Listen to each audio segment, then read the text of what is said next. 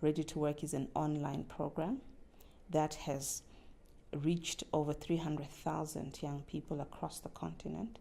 We also recognize that given that it is online, most young people do not have the data to go in and get the training. So we've also collaborated and partnered with a lot of NGO partners and also private sector partners who deliver training, and they do a blended learning solution where it's partly digital and also obviously delivered face-to-face, paper and digital, so that at least they can register online, but they also receive the modules printed out for them to be able to refer and learn. So with that particular program, we've reached over 300,000 young people to date over the last 2 years, and we plan to reach 1 million young people over with that program and impact those 1 million lives. And we have seen that it has had a good uptake, particularly the TVET sector.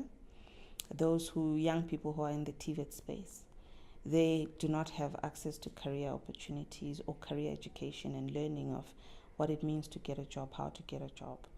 We've also had a good uptake at universities, because if I could just briefly say the stats, the attrition rate of young people between first and second year is almost at 50 to 60% do not proceed to second year.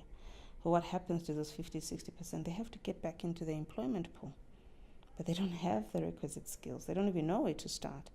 So if you start thinking about our intervention and our program, you realize the need that it's addressing in our societies, in our communities.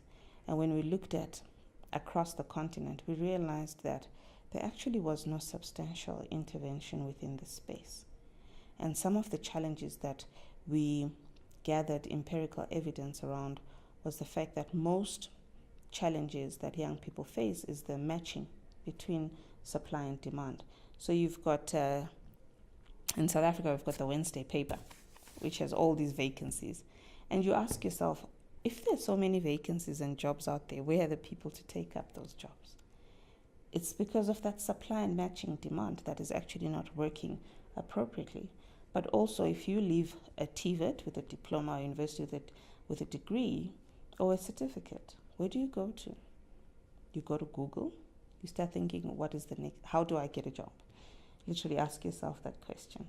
It's not a standardized approach of how you can support that transition from basic education into the world of work. So our ambition with this employability program is to actually facilitate that supply and demand side and be that pillar in the middle that helps that transition. We are in our second year of implementation, so we've got a pool of people that we've trained, and now we're really trying to build the engine that provides that matching and demand. And for us, once we are able to do that and get into schools, universities, and TVETs, you at least give the right avenue for people to start getting and crossing the bridge into the world of work.